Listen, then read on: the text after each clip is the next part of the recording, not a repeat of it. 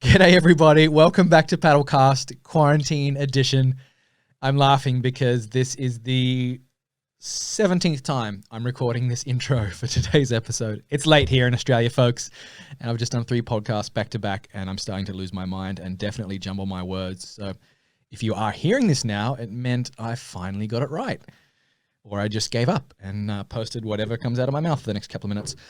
My guest today is an extraordinary paddler and just an amazing guy in general. Someone I really enjoy speaking with. He's an extraordinarily hardworking athlete. He's a great guy. He's got a great outlook on life, on the sport, and it's always a pleasure to hear his stories and his insights.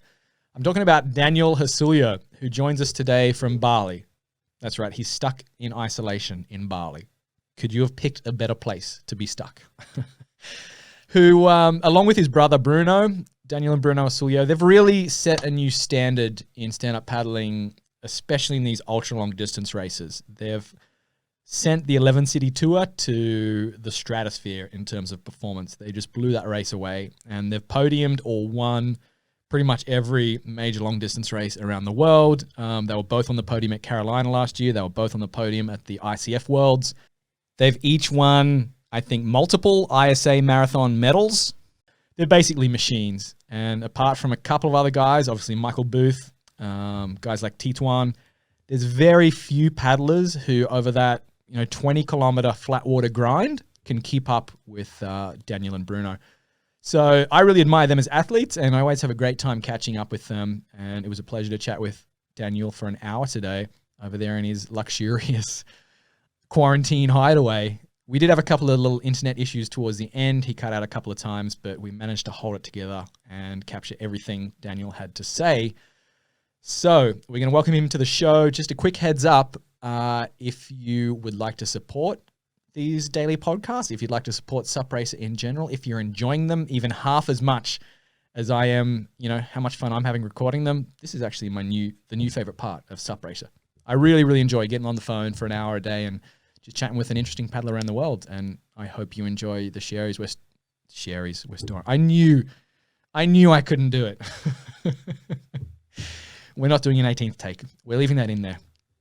If you're enjoying the stories that we're sharing, it's a tongue twister. She sells seashells by the seashore. That wasn't hard, was it? If you're enjoying the stories we're sharing, I've lost my track. Here's Daniel. Oh yeah, Club SUP Racer.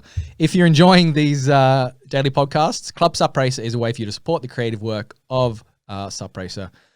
We've started a Patreon page, or I've started a Patreon page. I keep saying we when I refer to SUP Racer, and I think that's because I feel like it's a community effort. I mean, I couldn't do it without you guys. I wouldn't do it without you guys. Unfortunately, behind the scenes, it's just me. It's a one-man show, folks. So I've set up a Patreon page, and Patreon is basically a monthly membership platform where you can support your favorite creative artist. You can just pledge a couple of bucks a week or a month, and that goes towards funding their creative work, which oftentimes is hard to fund, especially during a global pandemic. So if you do think SUP Racer and Paddlecast qualify as creative work, I think it's borderline, but I'll leave that up for you to decide. If you do enjoy these daily podcasts and SUP Racer in general, I encourage you to join Club SUP Racer. And apart from the warm, fuzzy feeling of supporting SUP Racer, you're also going to get a few cool little members-only benefits. Head to supracer.com/club. You get all the details. It launches next Monday, but if you're listening to this in the future, for starters, do we have those flying cars that the Jetsons promised yet? Hopefully, that should be here by next week.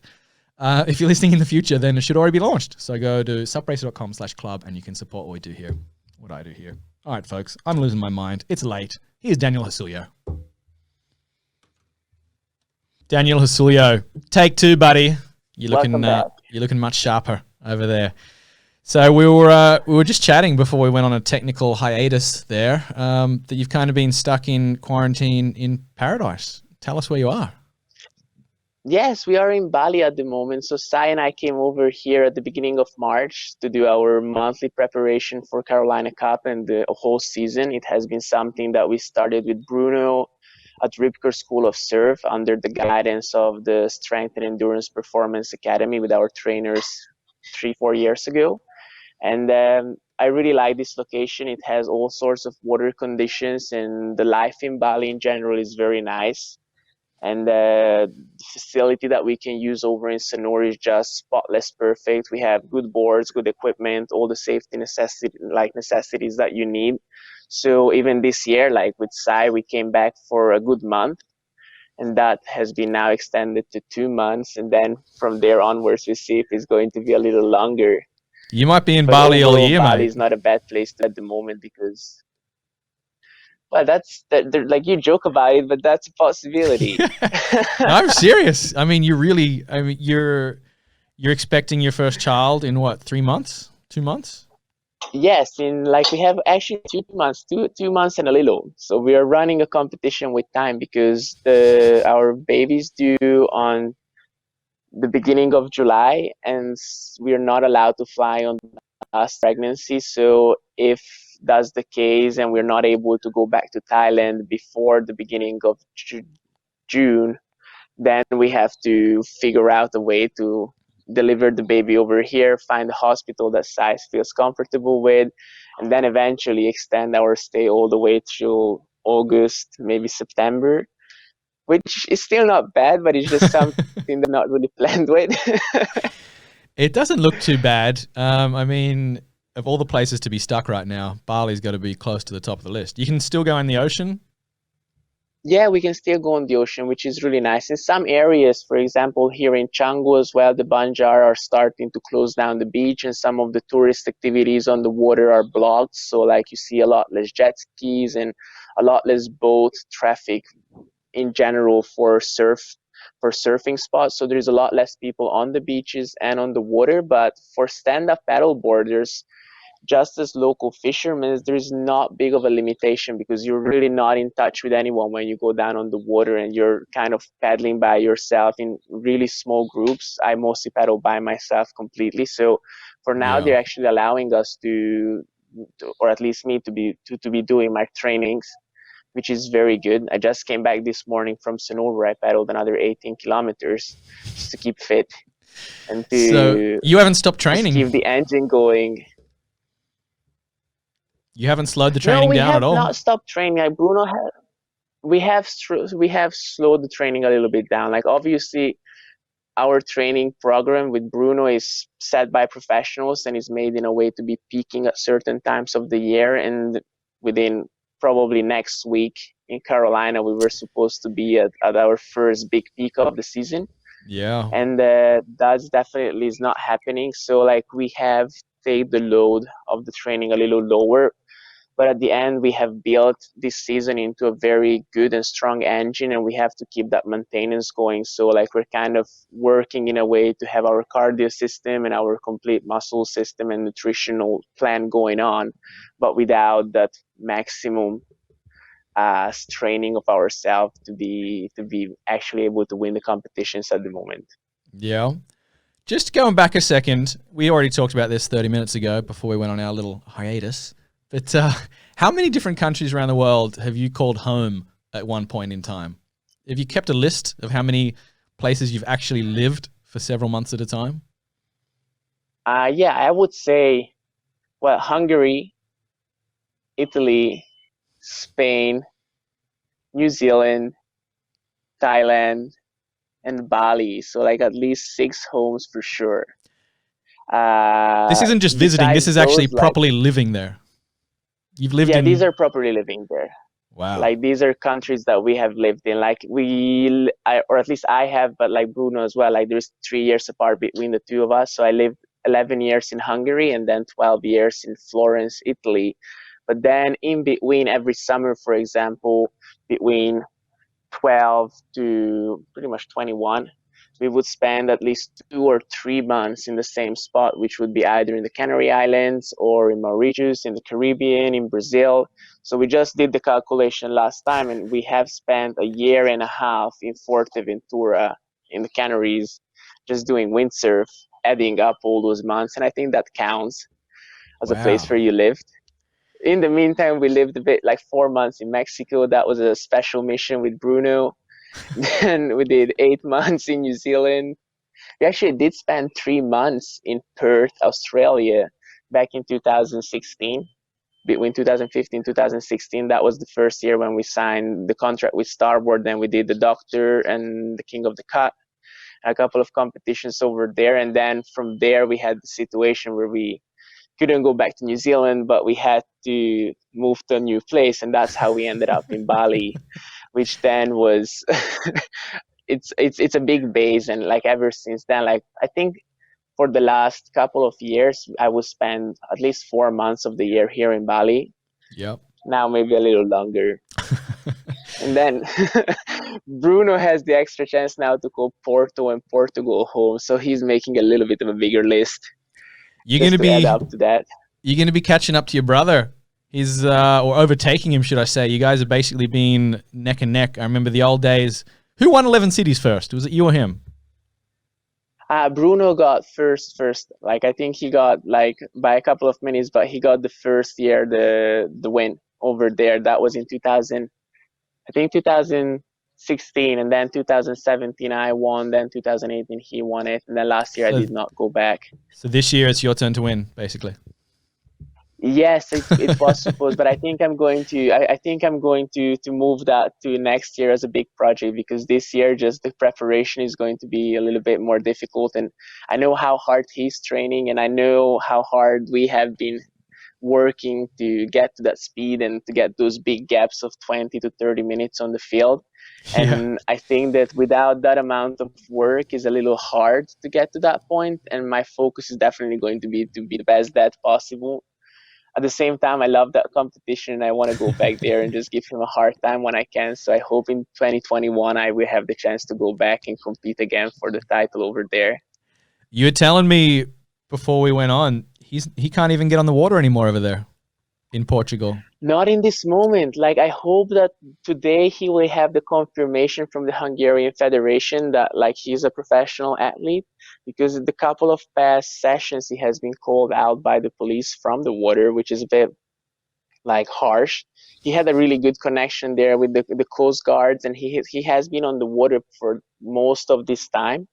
It was just the last week, I guess, that it got a little bit more hectic over there, but still, like, actually all the officers were very friendly, and they're just waiting for this official confirmation for him to be able to go back.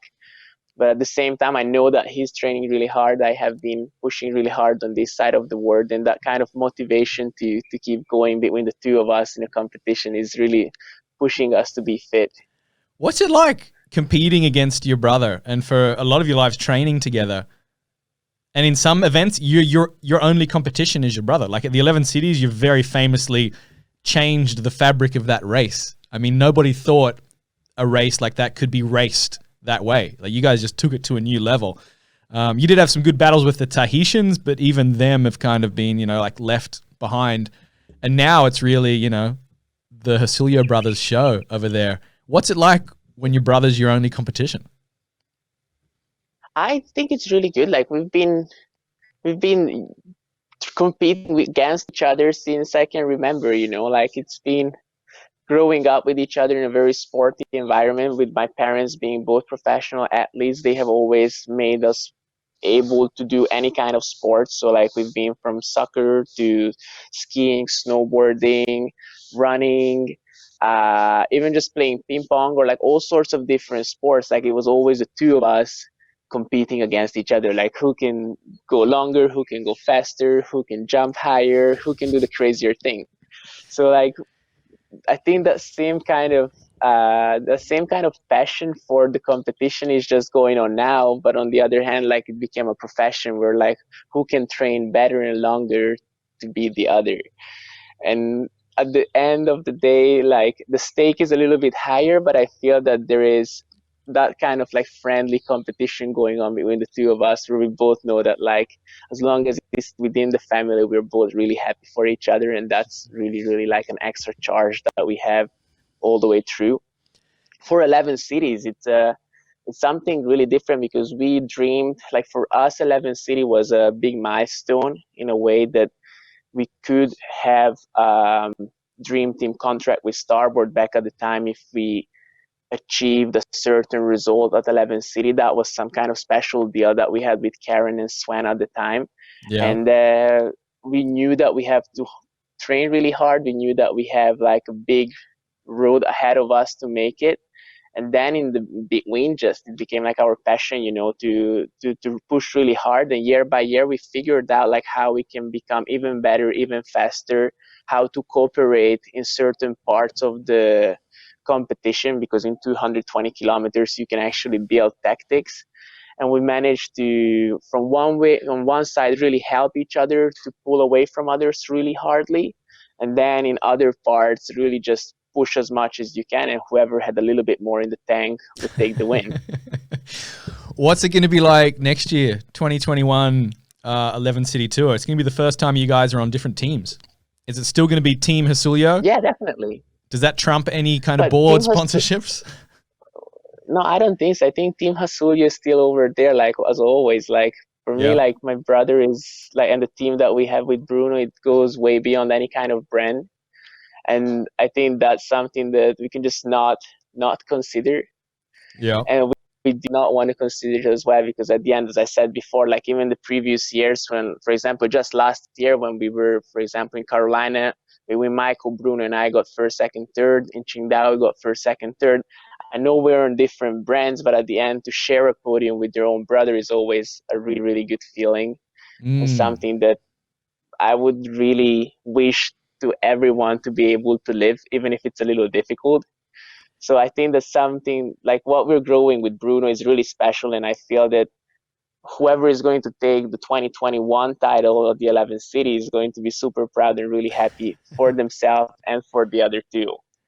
Why is that race so special, in your opinion?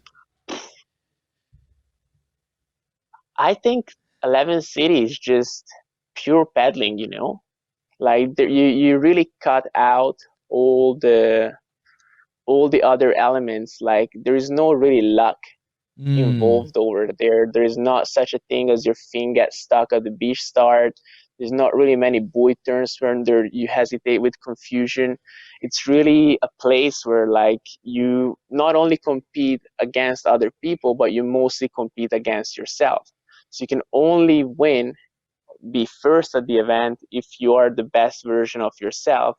And within that, no matter if you're fighting for the first spot of the podium or just paddle the 220 kilometers, you feel like an absolute winner once you cross the finish line. So in those 5 days, you strain yourself and you just drain all your energies, and you really put your heart into it so hard that I bet you that every single person that crosses the finish line over there really feels that they have achieved something extraordinary, and they actually did achieve something extraordinary, because they did run a marathon 5 days in a row paddling with their arms, so like in a way you really take out, you have headwind, you can have a little bit of this and that, but at the end it's a flat water race where the strongest engine wins. And it's a flat water race where no matter what kind of board you paddle, if it's an inflatable, if it's a tandem board, if it's a hard board, if you're a boy, a girl, or any age class, once you've crossed the finish line, you have that euphoric satisfaction that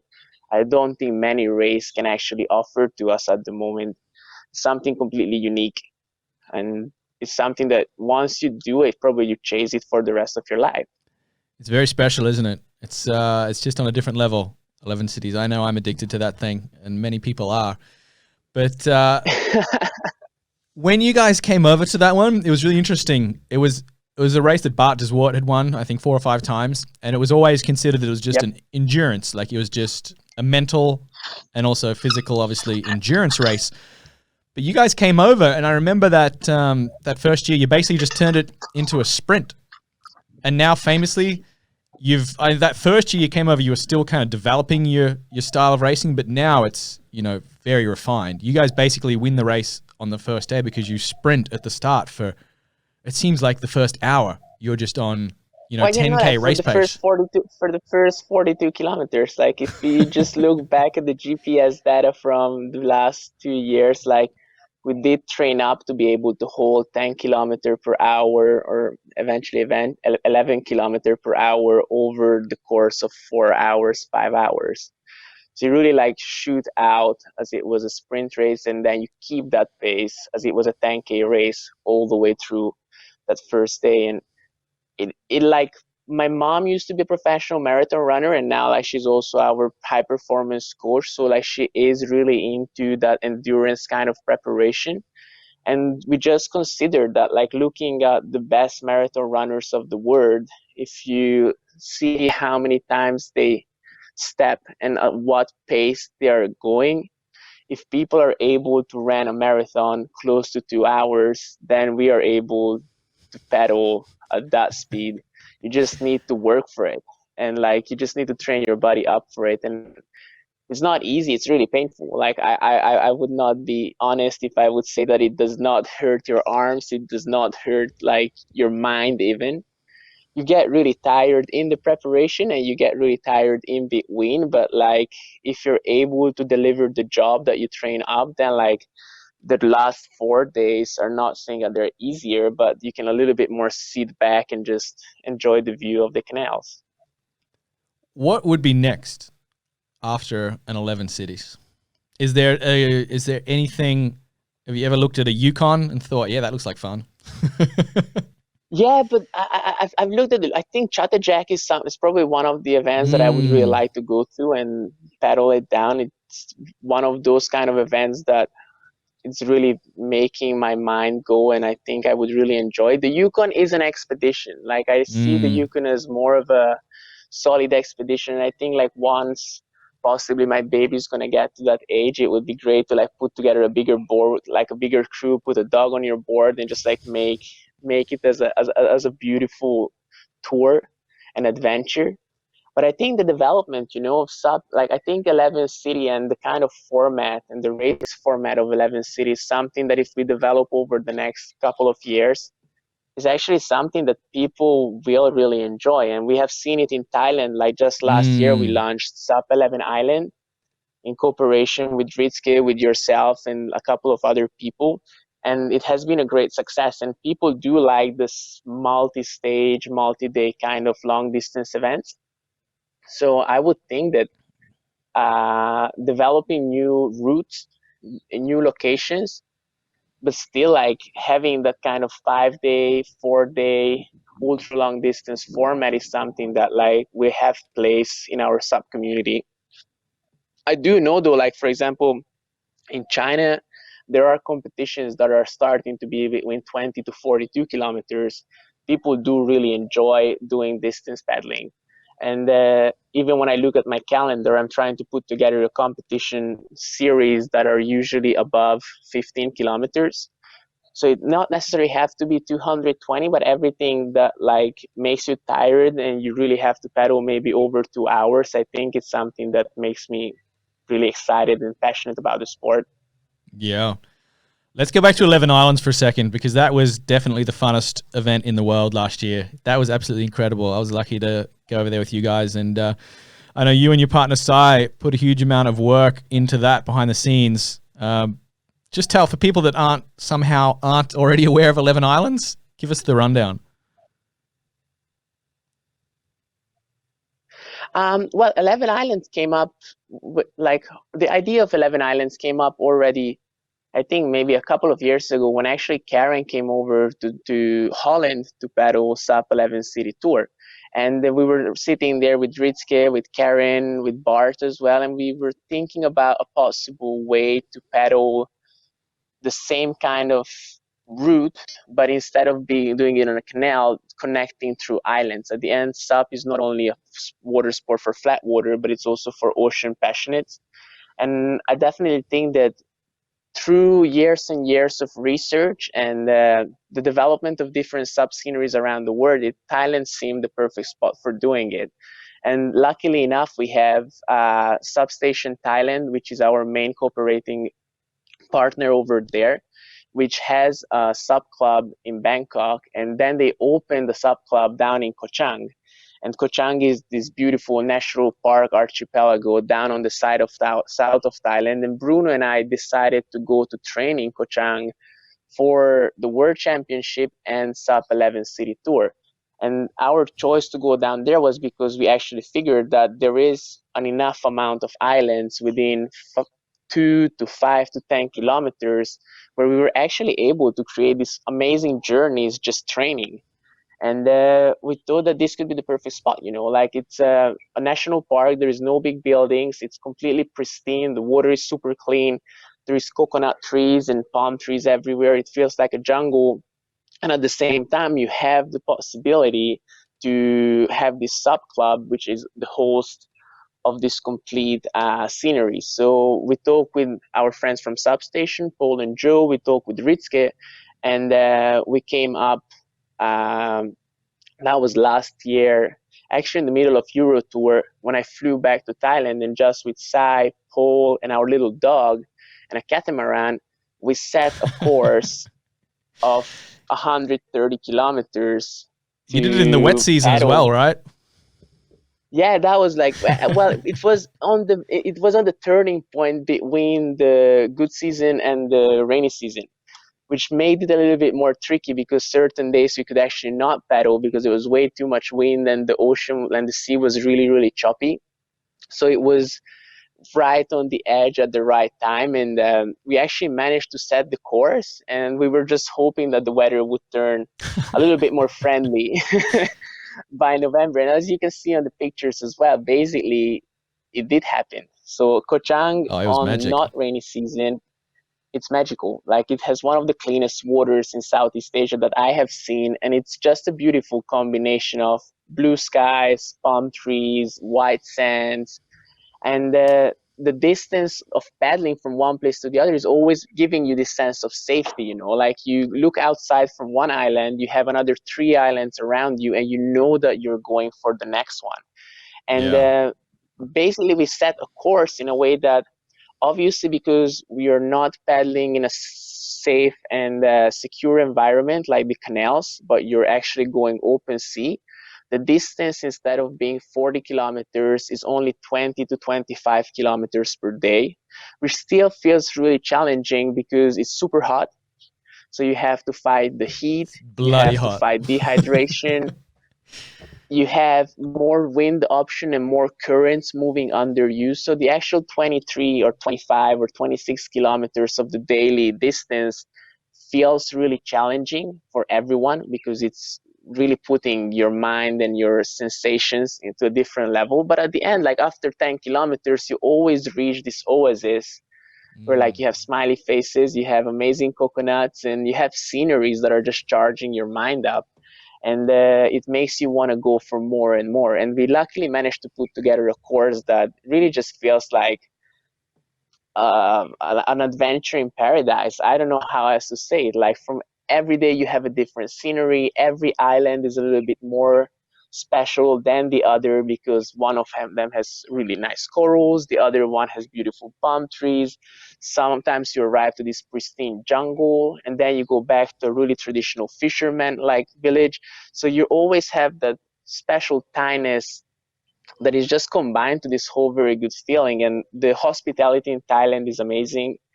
People are super friendly. You're always super welcome. So we actually created this magical adventure. And last year, many people joined. And I do know that for this year's edition, which is hopefully happening at the end of November, if nothing comes against it, there's going to be a lot more people to join. And Yeah, we're really hoping to be able to just grow it bigger and bigger. 100 spots sold out in a matter of hours. It was, Yes, that was yeah, a lot of people. I big think when they success. saw these kind of videos and photos last year, everybody suddenly wanted to do this race. And yeah, you're right. That course that you set up, there's your brother enjoying a beer at the end of the day two, I think. One of the funnest things about 11 Islands is Was it's that at the end or of the beginning? that's that might be 9 a.m. in the morning. I'm not quite sure with Bruno, but the best part about this race is that it isn't a race; it's an adventure. Like no one takes It's a times. journey. It's just an odyssey with this awesome group of people in an amazing part of the world. It's so much more But at the than a same race. time, you have to finish. Like you have to finish the distance. Like something that we have been talking a lot with Ritske is that you do not race against the clock or you do not race against each other, but you will get the medal of SUP 11 Island if you're actually finishing the 130 kilometers. So you have to kind of set yourself to this challenge where sometimes on the third day or fourth day, like your hands have blisters and you do feel tired, Yeah, it's not and easy. you're like, wow, like it's not it's still not easy, but it looks like the people that pedal likes to suffer in nice environments, and I think we gave the possibility to do this in a really good way. I've got a few kilometers to make up. I missed a couple of days, and then a couple of kilometers I was just sitting behind the boat catching beers from Ritske there. But that was definitely, there we go, Joey from China. It was definitely the funnest event for me last year. Oh, there's you boys. This was at a lunch break. This was like the day 3 lunch break. Yeah. That's why that's something also very special. So instead of having the 15 seconds of horse race where like you really are like just recharging your nutrition and like then going for the next 20 kilometers, we have decided that some of the spots where you arrive pedaling are actually really special parts of this archipelago. Like many of these places are actually inhabited islands, and people are going there for snorkeling, for admiring the wildlife. And we just thought that 15, 20 seconds would not be enough to enjoy and to have seconds or like minutes? The complete package. I think seconds. No, minutes, sorry. Yeah. So I know the 11 cities is hard. It's not that hard. It's not that hard, but it feels like that. Sometimes like time flies in those like 15 those minutes. breaks do feel very short in Holland.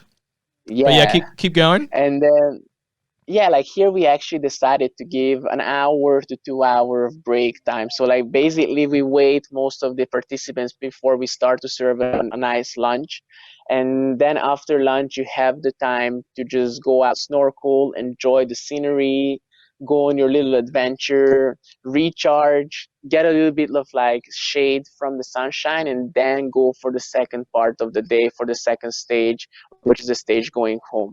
Something very special about it is just a tradition that we have actually carried forward from Holland. Every day, every participant gets a very nice Thai massage at the end of the 20-something kilometers. And I think there is not many places that this could be much more accurate than actually in Thailand.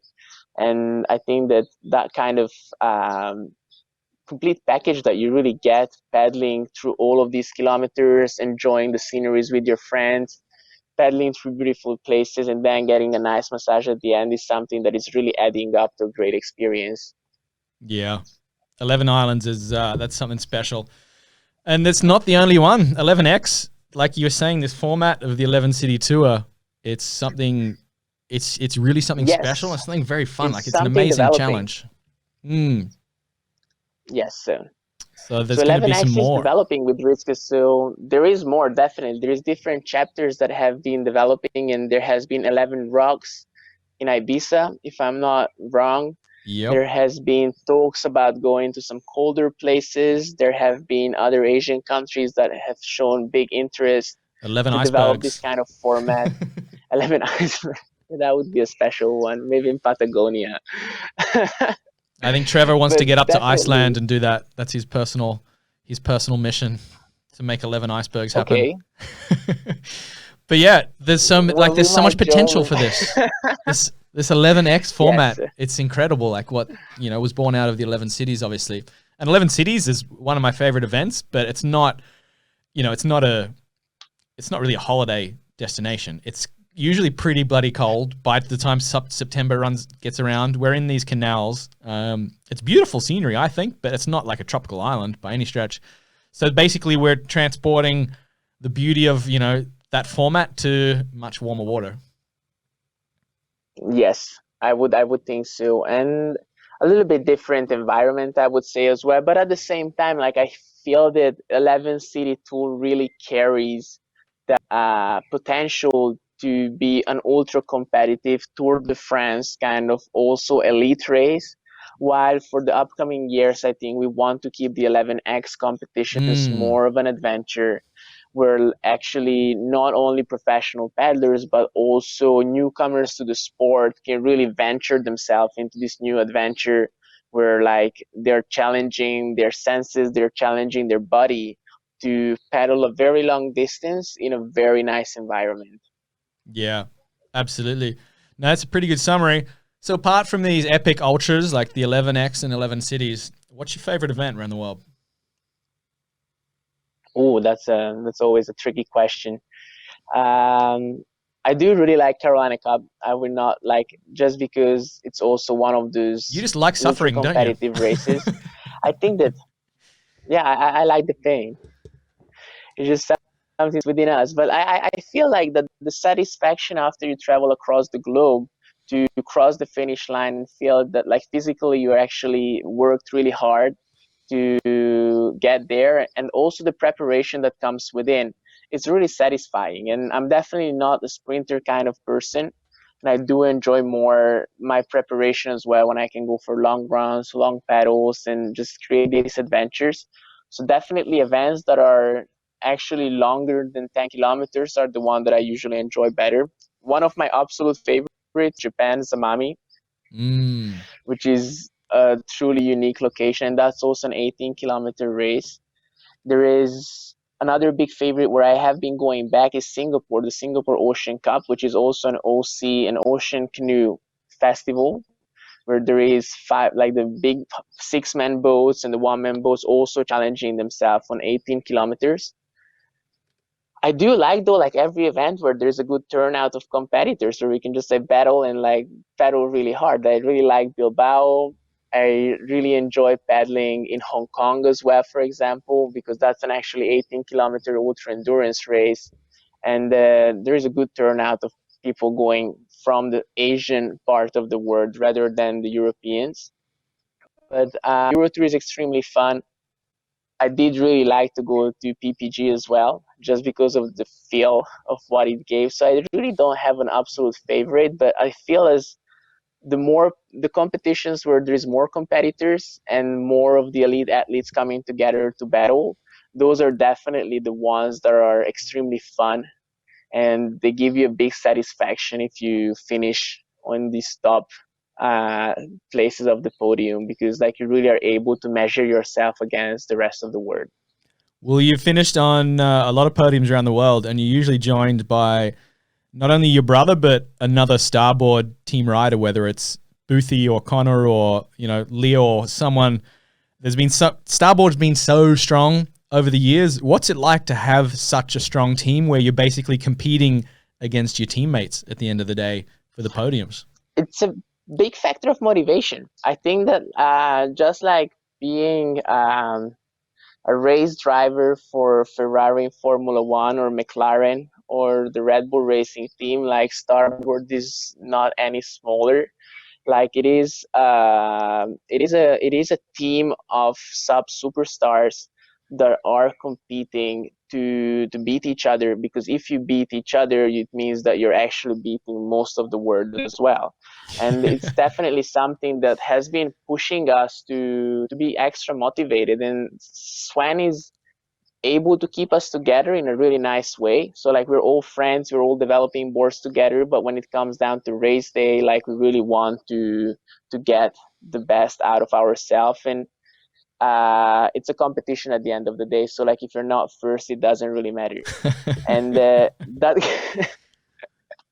and that kind of competition is something that has been ultra motivating. Like when Bruno said in one of his interviews before that for us becoming a dream team member was a childhood dream, like I have been opening up these windsurfing catalogs and sub catalogs, and on the first page there is a limited amount of athletes that are part of this dream team from Starboard.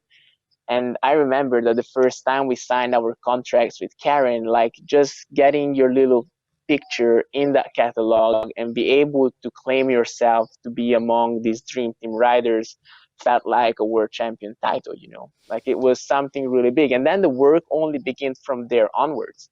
So then from there, like just building year by year to get better and stronger really became something that it just gives you motivation every day. Like you go out on the water to train, and you know that most of the young athletes around the world want to be on the Starboard Dream Team. So you have to keep performing every day at your best. Yeah. And And that's amazing. how is it? Has anything changed since Bruno left a couple of years or just over a year ago? Because No, I suddenly, think like like, we're doing yeah, I mean, like the team was very big. There was some times when there was maybe in 2017 there was many athletes on the team, and since then definitely there has been a bit of a drop in the numbers. But I feel that overall the competitiveness within the team is the same as it was before, and the kind of work that we started with Bruno in terms of development for the boards and a lot of testings and a lot of actual work. We're coming together every year, and we try to make our boards even better, not only for the users but also for the competitions. Is something that we have been carrying forward. So now Bruno is definitely missing in a way where like we were super synchronized together and we could be really honest on the opinion on the boards with each other. But this year, for example, we had Michael and Connor coming over, and we did a really good job. And I think like for the upcoming years, we have very fast boards to offer for the world. You got there's a shot here on the screen of you guys at the test center, the very famous test center down there in Thailand, near Sven's place. Yep. What's you can't obviously explain too much of what happens. There's a lot of secret sauce behind the scenes, but just give us like the very general outline of testing at Starboard, because I know you guys put an insane amount of energy into your R&D program. Yes, definitely. Like just imagine where we have fast boards and Swan is obsessed with speed. Like obviously the quality of our boards are nearly unmatched in many ways, and they're super durable, very light. They are good for most of the conditions, and Swan is obsessed with creating a better product year by year. So our major mission is to deliver this. So basically we have a system where we measure the speed of the board and we compare it to other boards, and as long as the upcoming model is at least not a board length ahead of the previous one from the previous year, we're not able to sign off the board. So we really have to like come together, sit together, and bring all our ideas and all our imagination to a next level where like Swan is really demanding to push to create a better product. And usually what we do is we start the development with the new boards, and we try a couple of new prototypes, and then we start to cross test them against each other. And once we find the positive changes, we start to upscale those changes into the larger size boards as well. So we're not only making our ultra racing boards better, but we completely develop that into the whole range, so that year by year we're able to create better boards for everyone. And one of the other big thing is not only like Starboard is a really old company in a way, like it's now 26-year old. So like a lot of times before us there have been great minds working on the development of the previous boards, and I still feel that if I stand on a 2014 or 2012 SUP race board, back in that year, that board was the best board of the market. And since then, something has happened and something has changed. But there's so much history of development through where like we come up with an idea, and then Swan would run back to the graveyard and bring out this board, and he shows us that they have tried that idea already and it was working or not working. And then it's up to us if we want to adopt it, if we want to try it. And if all of us, between Ollie, who is our R&D manager, Swan, and some of the best riders of the world agree to do a change on the board, then we carry it forward. And we usually come up with pretty interesting and good novelties, I would say. Yeah, you guys have kind of you've set the standard. I know there's a lot of, a lot of these boutique brands are trying to nip at the heels of Starboard, but it's always kind of been seen as that, that gold standard that everyone tries to match in terms of both the boards and the team. But what's it like working with Sven? Sven Rasmussen, the founder and still the absolute boss of Starboard. He's an incredible guy. He's like a little kid at Christmas every time there's a new prototype board out there. He's got to be, I don't know, mid-50s now, but he's got so much energy, that guy. yeah, like it's still nowadays, like Swen is the first person in the office in the morning and the last person to leave, no matter where. Like, like that kind of drive and passion for the sport that he has, I think it's really the key of that Tiki spirit. From one side, you really enjoy to live in some of the best parts of the world, enjoying incredible conditions. It's being Maui, Bali, in Europe, different locations. Like you really have the chance to push yourself to a complete extreme in terms of sport and a lifestyle. But on the other hand, you really have to deliver at your maximum. Like there is not such a thing as a half day, and there is not such a thing as a half solution, and there is no board that goes out if it's not a board length faster than the other. And that it's a bit like working with Steve Jobs, I would say, within Apple. Like Swen has so Yeah. much passion and so much knowledge and so much love for the product and for the company, that if you're not sharing that same kind of stoke, and if you're not able to deliver at his rate, then you might find yourself uncomfortable. And it's definitely taking a kind of person and a kind of athlete to be able to hold that up. And I think that our team is as strong as it is at the moment because Swen is our boss and he's demanding that kind of performance and that kind of quality from each and every worker of Starboard. Yeah, you guys have built an absolute hell of a team over there. What's let's presume that 2021 at least is going to look like a normal season, because we're probably going to be off the water for several months this year. Yes. 2021 is going to look like a normal season. What would you be focusing on? Are you gonna keep doing Carolina? That your season opener? Definitely my major focus for 2020.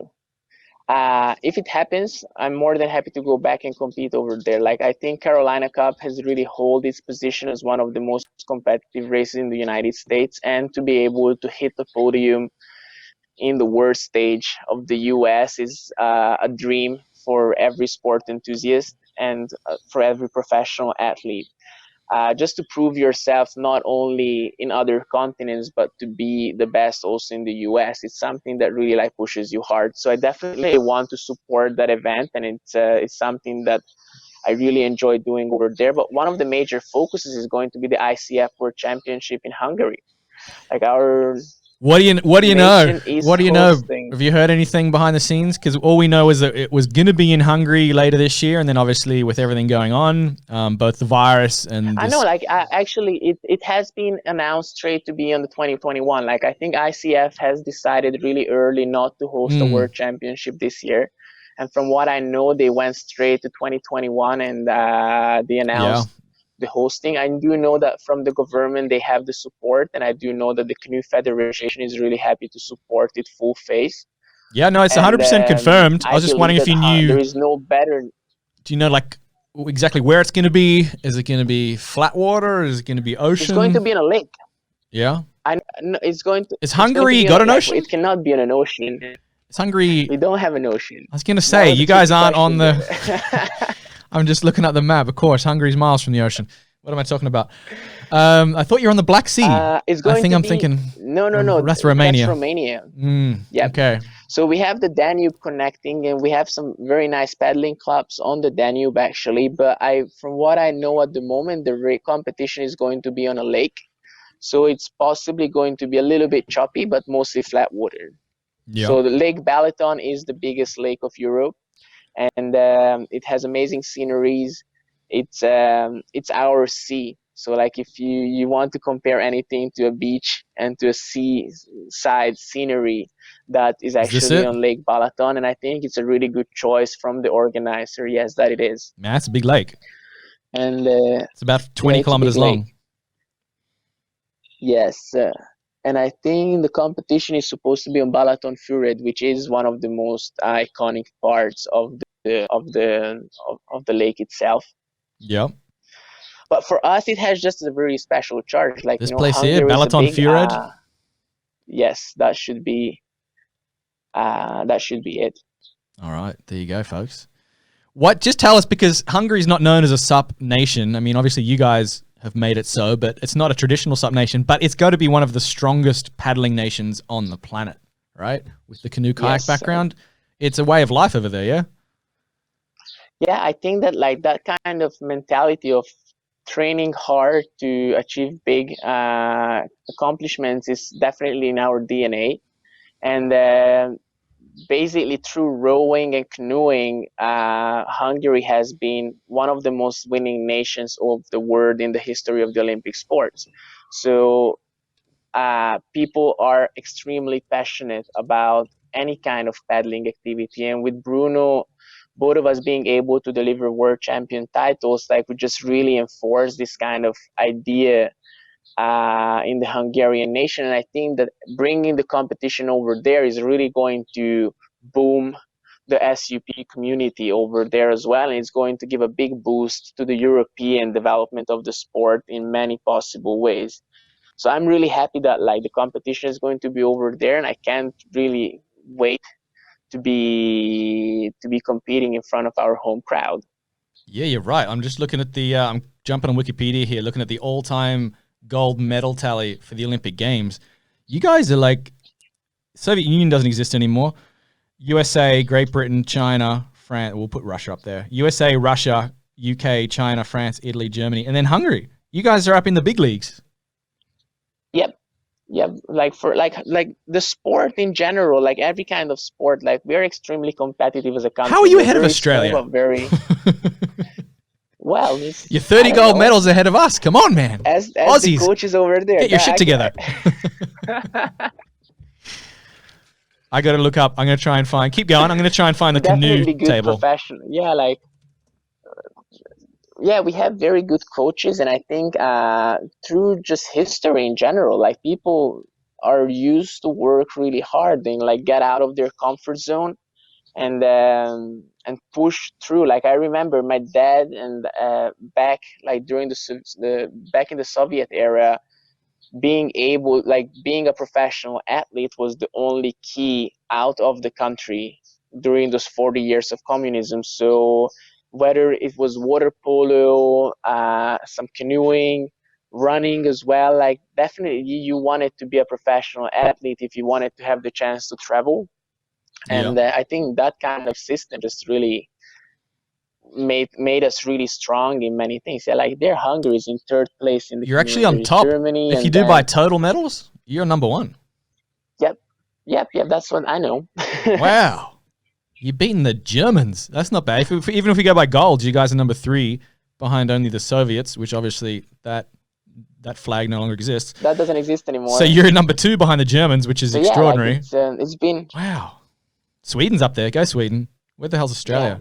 So 21st. Come on, Australia. You're destroying America. America's down in 15th. Wow, so Hungary's just got this culture of canoe kayak that's next level. So the ICF World's heading there. This could be a huge thing for our sport. That was my long-winded way of getting to a point. Was that it's going to be yes, definitely. I a big think thing. yeah, definitely. I think like I know that just last year, like Szeged, another big city in like I think Szeged is the second or the third largest city in Hungary, has hosted the ICF World Championship for kayaking, for flat water sprinting, and all the rest, all the Olympic part of the canoe sports. And from the feedback, it has been the most spectacular world championships that the world has ever seen before. So I really do have high hopes for this competition coming up, and I think it's going to deliver a great show for the sport. I'm excited. I had a lot of fun in Qingdao at the inaugural ICF Worlds, and you guys cleaned up there. You once again, I think you mirrored Carolina, right? You, your brother, and Boothie on the Yes, we did. podium. That was exactly Definitely the did. same as Yes, that was on Carolina. the long distance. So basically, Yes, and I know that we're gonna try to create a different mirror for the upcoming year too, if we have a chance. flip flip the mirror around a bit. Well, in one way or the other, hopefully we can make it. But it's Yeah. going to be like, like this is great. Like I love competing against Bruno and Michael and Lincoln and Kenny and all these people around the world, because it is a good competition and we're all friends on land. And then once we go down on the water, we're like really chewing each other's ears off and try to push really hard. And we have a lot of respect for each other out there. And I think like competing against these other great sportsmen is really just showing a good example for all the upcoming generations And I hope we can keep the motivation really high for not just ourselves, but all the people that will come to the sport in the upcoming 5 to 10 years. Yeah, you guys are blazing trails. I really think the sport it changed when I think you and your brother and Boothie, when you came in, it like set a new level of athletic kind of standard that people had to match. Who would you say is the toughest competitor? Yeah. Sorry, go on. I was going to say, who's the toughest to compete with? Take out Boothie because he's like a machine, and that's a no-brainer. Take out your brother. Who else would you say is kind of around that level? Because you guys obviously dominate the long distance so definitively. Who else would you say is a really tough competitor in those grinding longer races? Not the shorter stuff, just the longer flat water grind. Tituan. Tituan is absolutely a machine. Yeah, that's who I was. There is Tituan Puyan, and like he's such a silent killer, like he's he's an extreme. It's a good name for him. Yeah, he's an extremely good paddler, and he has a really good heart, and he's really pushing hard. I'm gonna try to take this off because my phone is dying. All I was thinking to do this on the computer, so just 1 second. I plug it in, and then go from there. But like there is Tituan, who is definitely one of the most competitive paddlers of all time. There is Danny Ching. Can you still hear me? Yep, still got you. Oh, very nice. I think Danny Ching is an absolute machine as well himself. So every time that Danny is on. Go, we got you back. Continue. Where were we? Yeah, you're talking about Danny? Yeah, Danny. Then, for me, Travis Grant was like a big idol to beat, or to be able to be in front. But I still think that like Travis on a good day and on the right condition is definitely one of those competitors that can still like really like go there and surprise. Another person that we are not having the really chance to see too much, but I do know he's extremely strong. It's Enzo Bennett from Daniel Hasulyo. Good. Take 3. So yeah, you've competed against some of the legends in the sport over the past few years, and I guess now you guys are the modern day legends. You're pushing the envelope, and it's exciting, I think, to see the sport go to this new level.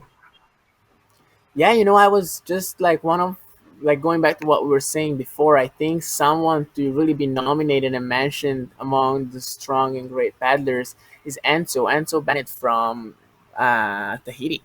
Yeah, he's a great paddler, and I would be really surprised to see and to paddle against him in the upcoming years, because I think if he's keeping up the work that he has been doing, he's definitely going to cause some trouble.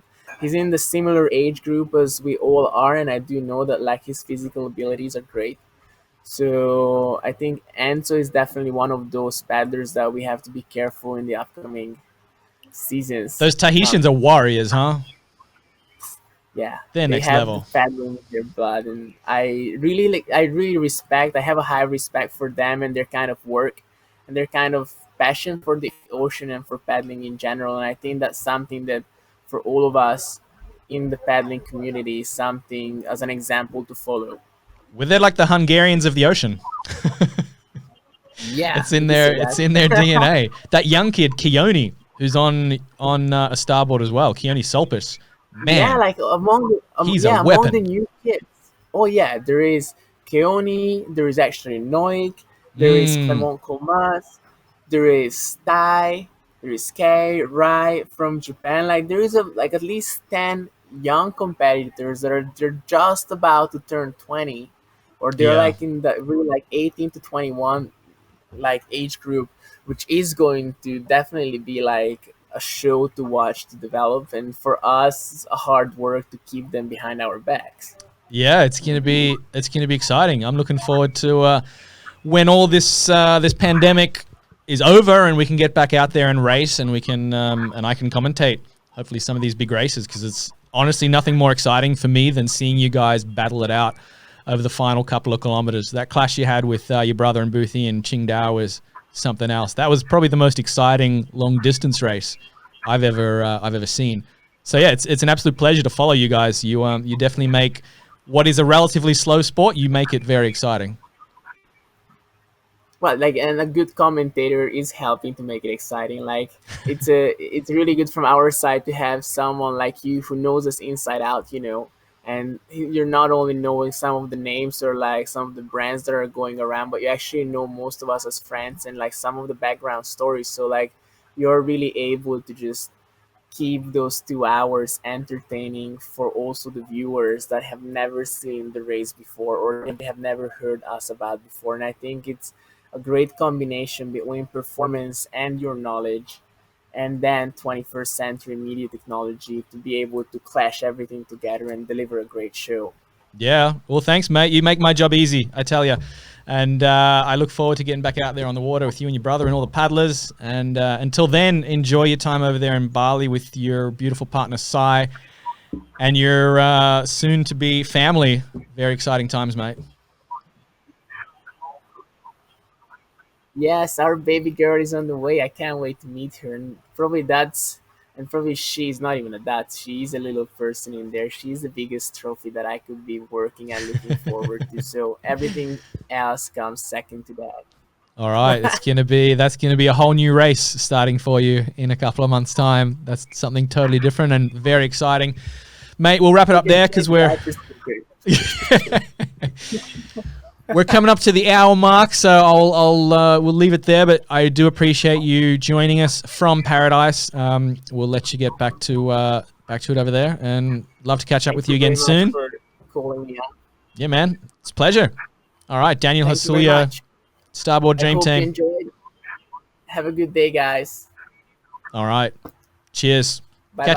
Catch you again tomorrow, everybody, for another episode of Paddlecast Quarantine Edition. Thanks to Daniel for joining us over there in Bali. You.